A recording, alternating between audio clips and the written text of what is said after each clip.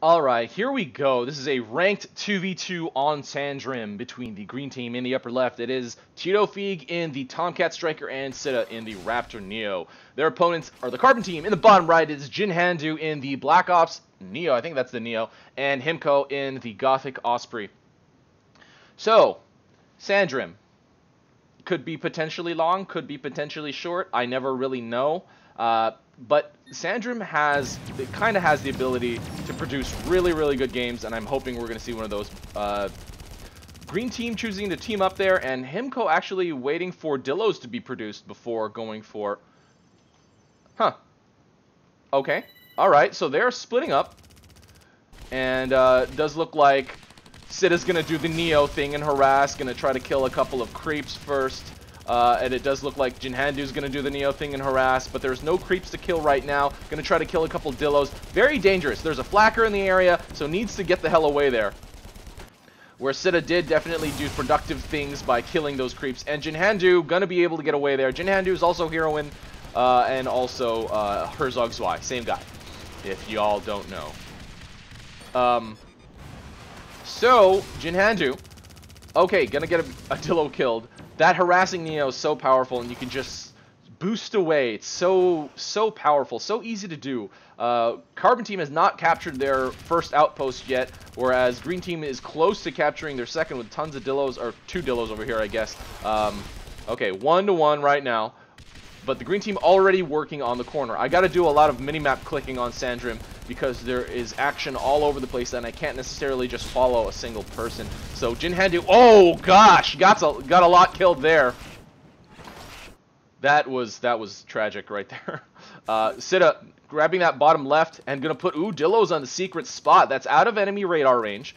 And HIMKO, oh, HIMKO caught it. HIMKO caught it. Oh, he was gonna do the same thing too, I think. Oh, this is gonna give me a seizure. Oh god. Oh god. Oh god. This is crazy. And in the meantime, Jindanhu also still harassing Titofigue over here in the top. But let's go back to this ridiculousness.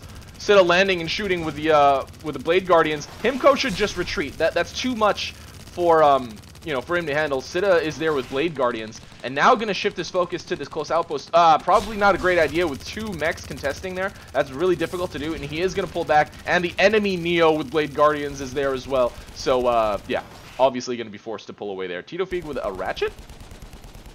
Does he have a ratchet, or is that the bug, the spectate bug? Not sure. Let's see.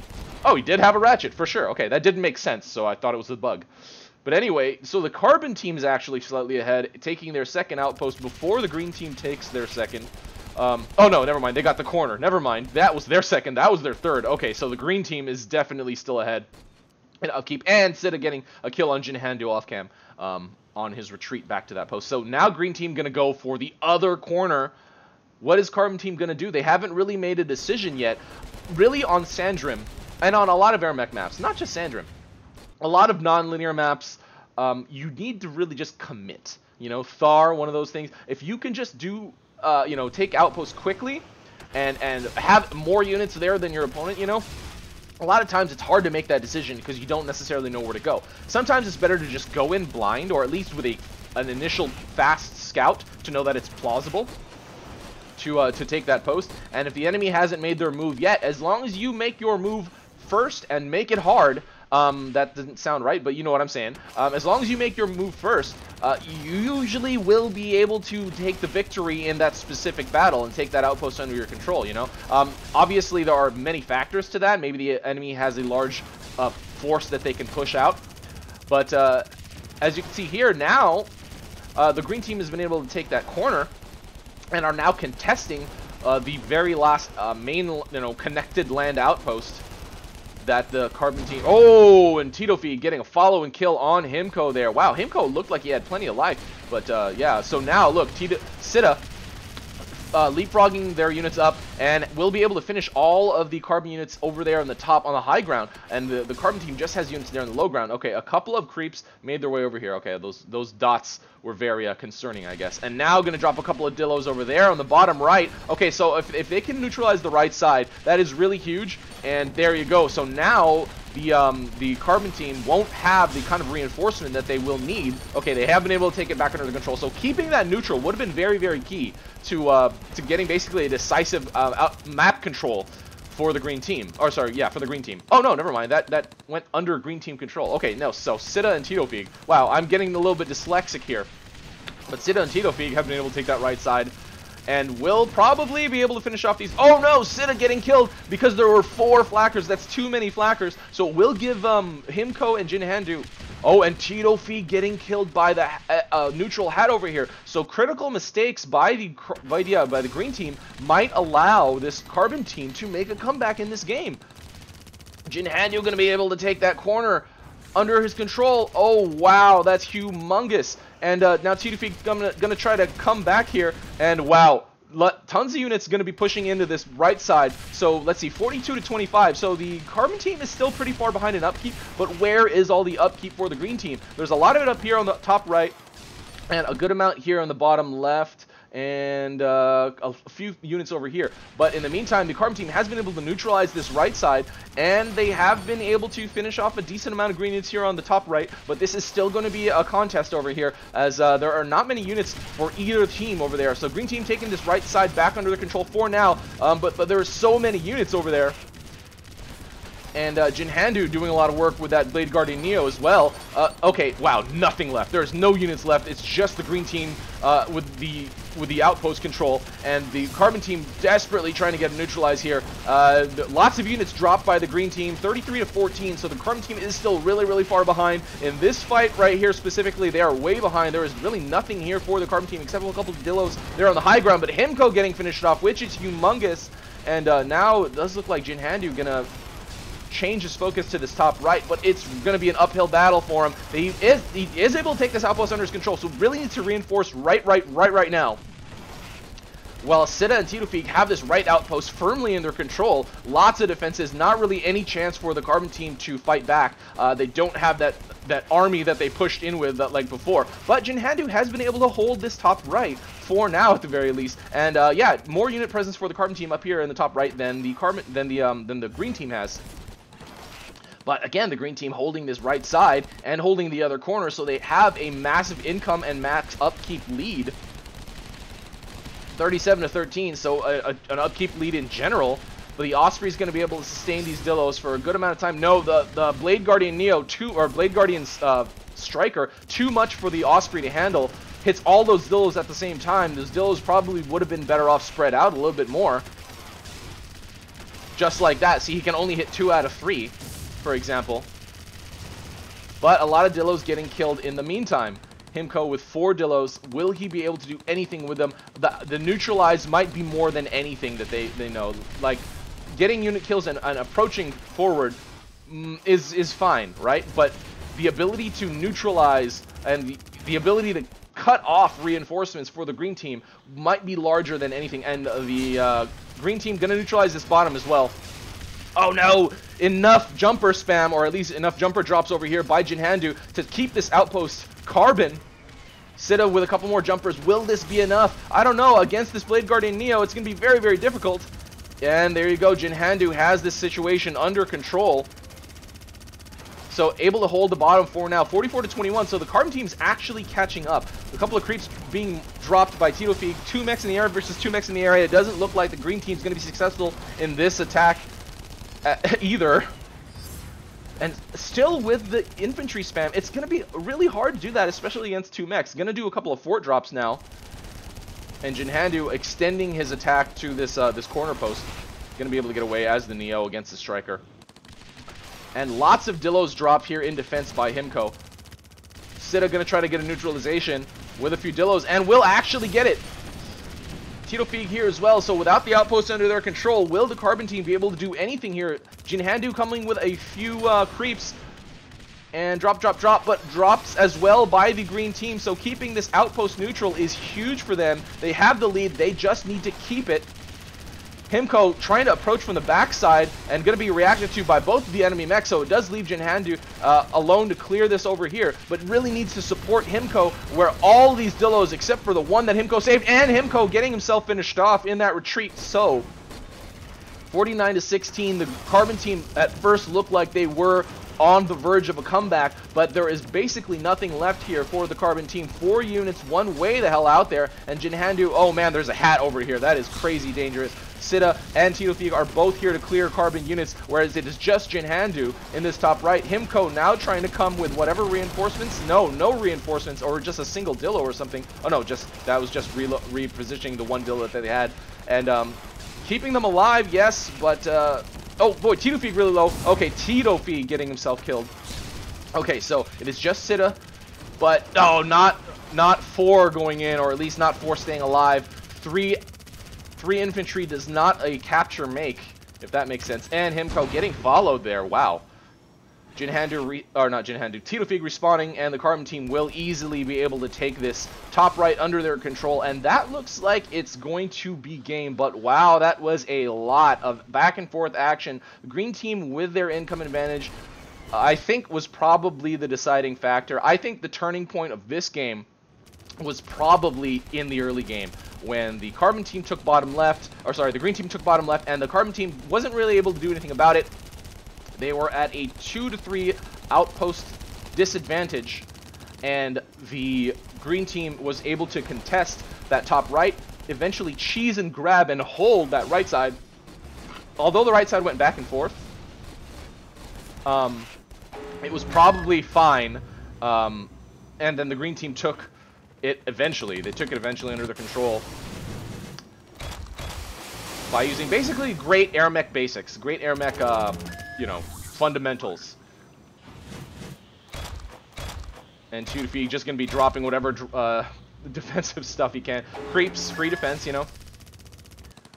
Okay, so this is a massive army by HIMKO. This actually will probably work. A couple of distracting jumpers here and an overshield being applied, but the green team taking the bottom outpost under their control, away from Carbon. Will this work?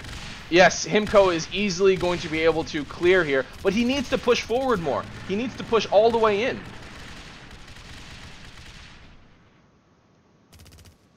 The green team taking out that bottom outpost, so although HIMKO has a very large army here on the right side, it's still, you know, basically nothing compared to the overall dominating map control that the green team has. It's just middle that needs to be you know, that needs to be taken, but there's so much defenses in the middle that generally people don't go for it anymore.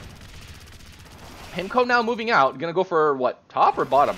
Gonna move all of his units out. That's a little bit dangerous to leave it with no defenses, but at this point the Carbon team doesn't really have much choice. Dropping heavy mines. Okay, and the green team stopped their push right there. HIMKO just trying to salvage, just like trying to get whatever he can left. Jindanhu preparing for a fort defense, but the green team does not have to push. So this is actually a great decision by the green team, not trying to overextend their lead. They have plenty of defense. That's too much, I think. Too much defenses. Just need a single lunchbox and maybe 1 or 2 turrets socketed or something like that to really mount a proper defense at the fort. And this is completely empty, so it does look like Sitta realized that. Gonna be dropping a goalie to get that neutralization to happen. And it does look like Jindanhu is aware that this is happening. HIMKO to support as well. But will Titofigue push in? No, that's, again, too many heavy mines. That's a lot of heavy mines, and that will, that plus defender's advantage will lose it for the for the green team push. So that's probably not a good decision to push should they make it. Again, the light unit thing to clear heavy mines to me is still not enough because of the inconsistent you know, paths that they take and the inconsistency of heavy mine placement. You know, it's never just down the middle, exactly down the middle.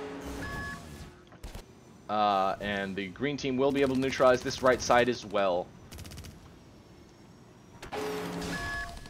Lunchbox going down for the Carbon team. I'm not really sure what the point of that is. They need to sink all of their credits into attacking units or defending units. And the Lunchbox, I mean, sure, it'll save them a little bit of fort health, but okay, Jindanhu might be able to get this cheese. No, Titofigue very, very quick to respond.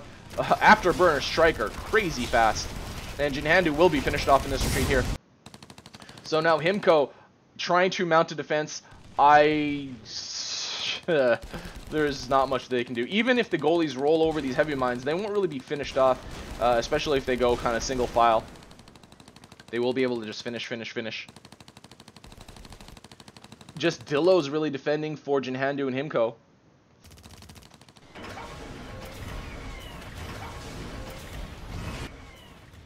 Titofigue and Sitta just biding their time, realizing that they have an advantage, waiting to get... Okay. There's also an option. I'm gonna drop that at fort. Yeah, no melee units to get that killed. And picks a spot. HIMKO gonna move out. And will Carbon Team use this as... oh boy, are they gonna push forward? Oh, that's crazy. No! Oh god! Oh, they used desynced nuke silos. Wow, Sitta. So that's pretty crazy. They need to continue making them if they want to do that. So they put 2 nuke silos down at different times, and they were both not readied, so that you can actually fire multiple silos. Multiple missiles using multiple silos, because they will sync if they're not synced up, which is kind of weird. So he can actually continue to do that if he wants, but I don't think he needs to at this point. He forced the Carbon Team to push in, and at this point, it is a massive disadvantage in favor of the green team. 124 to 25. Obviously, that upkeep is spread out all over the field, but there is plenty here to get the finish for the green team. Obviously, the heavy mines are going to suck for them to roll over, but okay, there you go. Oh no, nope, these are moving slowly. And the Seeker, okay, the goalies have been stopped just short of the heavy mine, and it does look like the finish is imminent.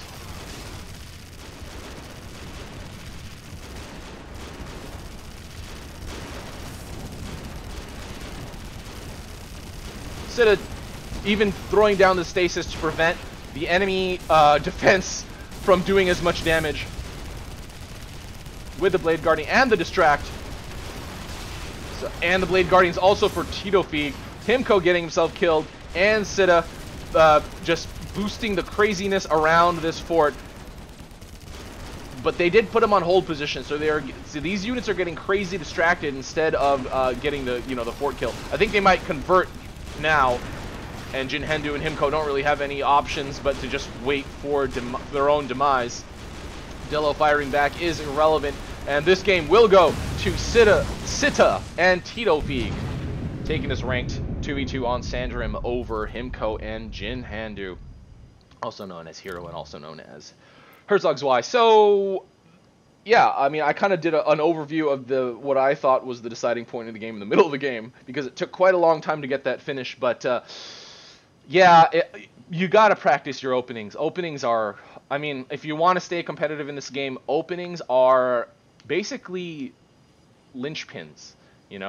If you don't have a good opening, if you can't keep up with your opponent, you need to be able to do that. Like, if you can't do that, then you basically lost the game from the beginning, which kind of sucks. But that's point control for resource.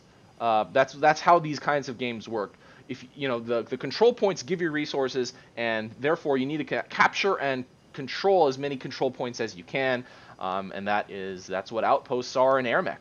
So if you don't do that, I mean, that's what you got to practice. Every single map is different. Sandrim, probably the most unique map of any AirMech map. So this is obviously a special case. You can't really just go 1, 2, 3. You can't, like for example, the green team on this map went left side, then corner, as they went for the top. So that kind of got them the lead, whereas Jindanhu and HIMKO just took their closer outposts without trying to multitask and go for that other corner as well. So I really do think that was probably the deciding factor. Obviously, the cheese on the right side was humongous for the Carbon team. It allowed them to take that top right under their control, keep the Carbon team from taking it, and obviously he was able to hold it after enough back and forth. So that was also pretty huge as well. All right, guys, I'm going to stop my rant. So send in your replays. Keep playing the game. Keep practicing. Again, practice your your openings. They are very, very important. And and I'm very tired. This is RUI, and that is game. See you next time.